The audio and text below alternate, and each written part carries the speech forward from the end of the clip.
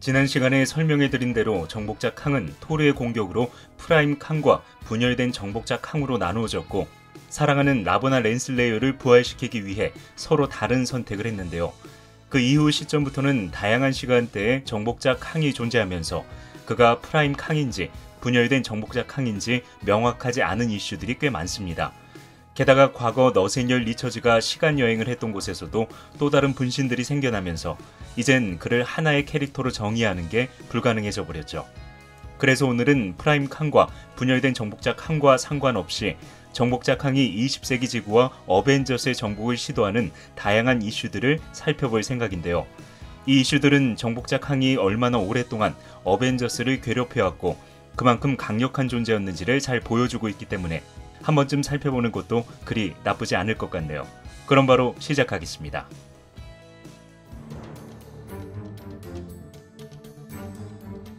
(40세기) 지구에서 생활하고 있던 정복자 캉은 매번 어벤져스 때문에 20세기 지구를 정복하지 못하자 이번엔 방향을 바꿔서 아예 어벤져스가 결성되지 못하도록 역사를 바꾸기로 결심합니다.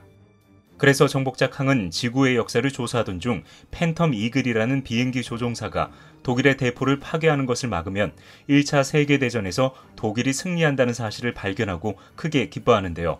정복자 캉이 기뻐하는 이유는 1차 세계대전에서 독일이 승리하게 되면 전쟁에 참전했던 브루스 배너의 할아버지가 죽임을 당하게 되고 그로 인해 그의 후손인 브루스 배너가 태어나지 못하기 때문입니다. 그렇게 브루스 배너가 태어나지 못하면 당연히 헐크도 탄생하지 못하고 헐크가 없으면 어벤져스도 결성되지 못하기 때문에 그에게는 이보다 좋은 찬스가 없었죠. 참고로 원작에서 어벤져스가 결성된 계기는 아스가르드에 갇혀있던 로키가 헐크를 이용하면서 탄생합니다. 그 당시 로키는 마법을 이용해 철도다리에 다이너마이트를 만들었고 그것을 본 헐크가 다이너마이트를 처리하다가 실수로 철도의 다리를 박살냈는데요. 헐크는 기차가 무사히 지나갈 수 있도록 철도를 지탱하고 있었지만 이 사건은 로키에 의해 신문에 대대적으로 보도되면서 헐크의 난동으로 둔갑하죠. 그렇게 헐크를 공공의 적으로 만든 로키는 가짜 헐크를 만들어 토르를 유인했고 헐크를 뒤쫓던 토르는 그것이 로키가 만들어낸 환영이라는 것을 깨닫고 로키가 갇혀있는 아스가르드로 향합니다. 한편 라디오를 통해 헐크의 난동 소식을 들은 앤트맨과 와스프, 아이언맨은 헐크를 뒤쫓으며 치열한 전투를 벌입니다. 그 무렵 아스가르드에 도착한 토르는 오딘의 허락을 받고 로키가 갇혀있는 침묵의 섬으로 향하는데요. 로키는 다양한 함정을 준비해놓고 토르를 기다리고 있었기 때문에 토르는 함정을 하나씩 처리하며 그와 힘겨운 전투를 벌입니다. 그리고 로키를 쓰러뜨린 토르는 오해를 풀기 위해 아직도 싸우고 있는 헐크와 앤트맨, 와스프, 아이언맨 앞에 나타났는데요. 로키는 이 기회를 이용해 도망가려고 했지만 결국 앤트맨이 작동시킨 함정에 걸리면서 무력화됐고 이 사건을 계기로 토르와 아이언맨, 헐크, 앤트맨, 와스프는 어벤져스를 결성하죠. 그리고 이후 2차 세계대전에서 스티브 로저스가 슈퍼솔저 용액을 맞으면서 캡틴 아메리카가 탄생하고 이후 행방불명된 캡틴 아메리카가 발견되면서 새로운 어벤져스가 탄생하는데요. 만약 1차 세계대전에서 독일이 승리한다면 어벤져스의 핵심 멤버인 헐크와 2차 세계대전의 전쟁 영웅인 캡틴 아메리카가 탄생할 수 없기 때문에 정복자 캉에게 이보다 좋은 기회는 없었죠.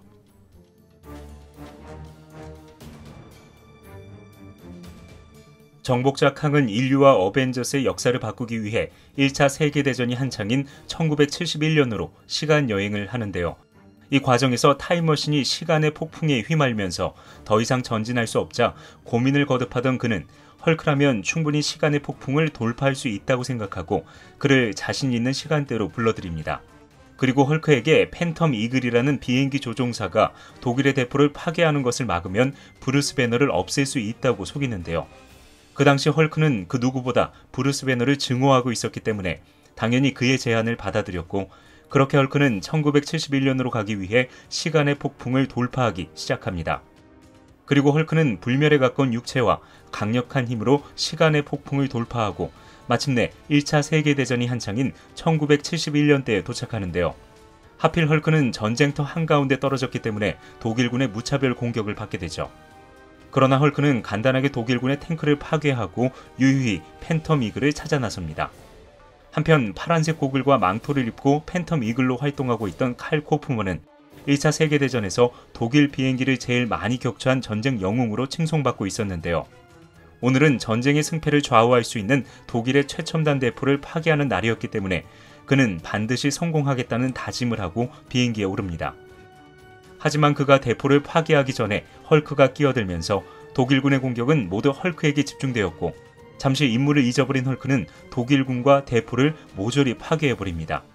그리고 이 광경을 보고 있던 정복자 캉은 황당해하며 헐크를 욕했지만 팬텀 이글은 뜻밖의 자신을 도와준 은인에게 고마워하며 헐크에게 다가가는데요.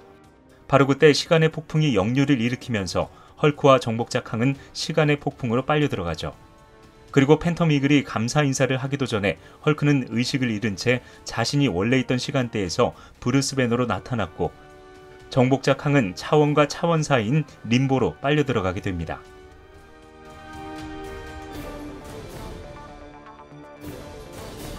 정복자 캉은 20세기 지구에서 활동하고 있는 슈퍼 히어로들 때문에 매번 자신의 계획이 실패하자 이번엔 아예 과거를 정복해 지금 활동하고 있는 슈퍼 히어로들의 탄생을 막고 영원토록 지속되는 자신만의 제국을 세우기로 결심합니다.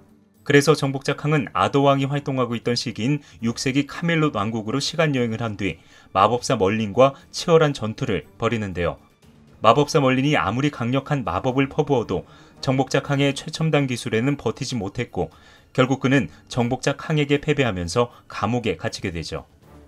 그렇게 멀린을 간단하게 처리한 정복자 캉은 역시 최첨단 기술을 이용해 아더왕의 원탁의 기사들을 제압하고 마침내 카멜롯 왕국을 완벽하게 장악합니다. 그리고 정복자 캉은 지구를 정복하기 위해 그 시대의 조약한 재료들을 이용해 최첨단 무기들을 제작하는데요. 그것을 지켜보고 있던 지구의 주시자 우아투 와처는 지구의 일에 절대로 간섭하지 말라는 와처의 규칙을 깨고 20세기 지구에 있는 판타스틱4의 멤버인 휴먼토치와 싱에게 도움을 요청합니다. 그리고 우아투 와처의 경고를 들은 휴먼토치와 싱은 위험에 빠진 지구를 구하기 위해 와처의 도움으로 6세기 카멜롯 왕국에 무사히 도착해 정복자 캉의 군대와 치열한 전투를 벌이는데요.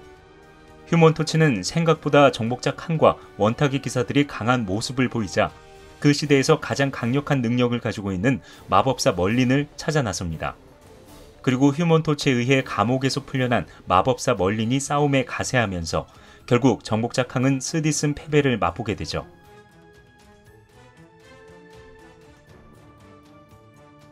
그렇게 전투에서 패배한 정복자 캉은 자신의 시간대로 돌아갔고 우아투 와처는 평화로운 카멜롯 왕국을 감상하고 있던 휴먼토치와 싱에게 감사 인사를 하며 그들을 무사히 20세기 지구로 되돌려보냅니다.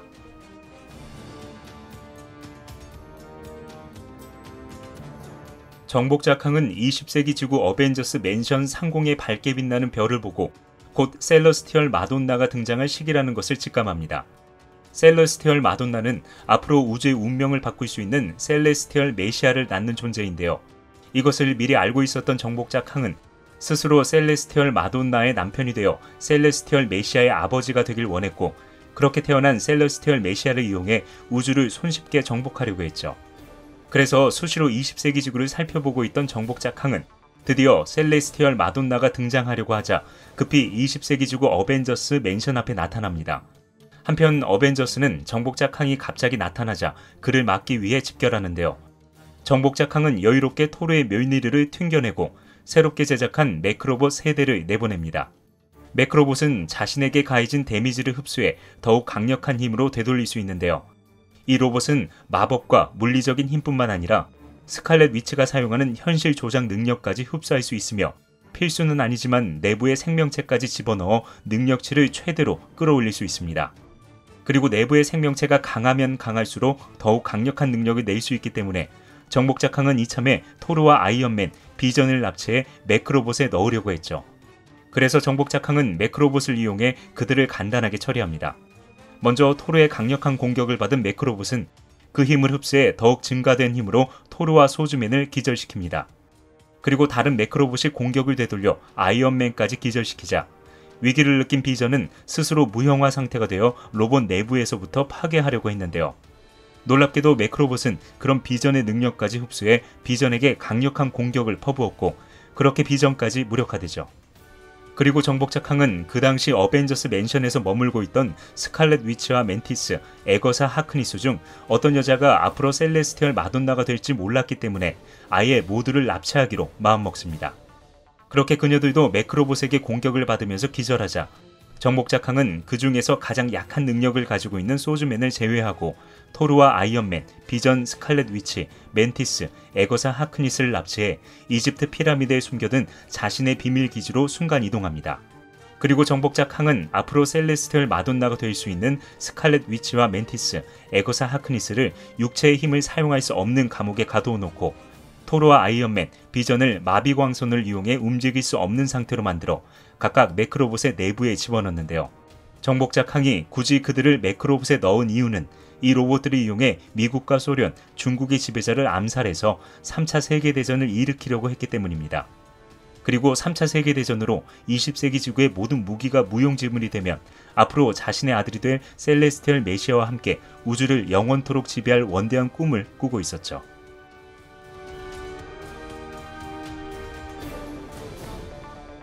홀로 남은 소즈맨은 사라진 어벤져스를 찾기 위해 그 당시 어벤져스의 집사로 일하고 있던 자비스에게 어벤져스의 행방을 물어보는데요. 당연히 자비스는 순간이동으로 사라진 어벤져스의 행방을 몰랐고 이 사실에 절망한 소즈맨은 한동안 심각한 고민에 휩싸이게 됩니다. 그 무렵 정신을 차린 에거사 하크니스는 스칼렛 위치와 멘티스가 자신과 함께 갇혀있고 토르와 아이언맨, 비전이 정복자 캉의 마비광선으로 의식을 잃은 모습을 보고 경악합니다.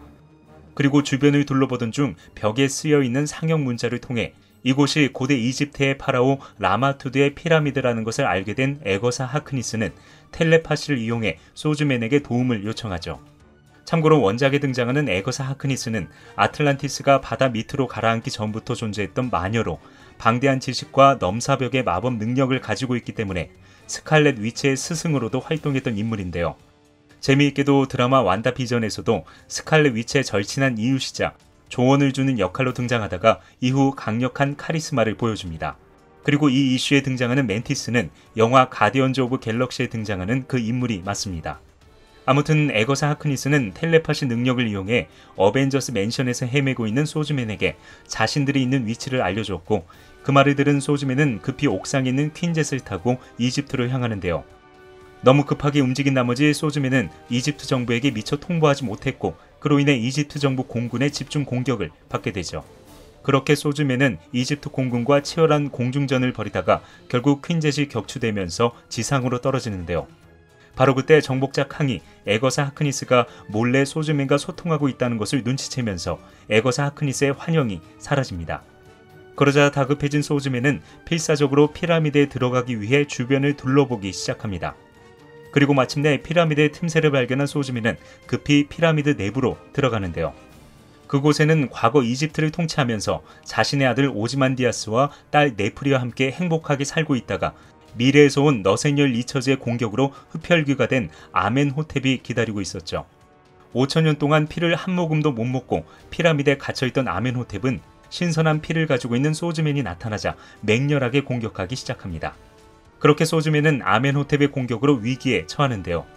바로 그때 이집트 군인들이 들이닥치면서 소즈맨은 무사히 그곳을 빠져나갔고 이집트 군인들 덕분에 처음으로 포식을 한 아멘호텝은 만족한 표정을 지으며 피라미드 밖으로 나갑니다. 하지만 그곳에는 강렬한 태양빛이 내려쬐고 있었고 그렇게 아멘호텝은 산산이 분해되면서 한많은 생을 마감하죠. 한편 정복자 캉은 아멘호텝이 소즈맨을 공격하는 것을 흐뭇하게 바라보고 있다가 비전과 아이언맨, 토르를 매크로봇에 넣고 3차 세계대전을 일으킬 준비를 하는데요.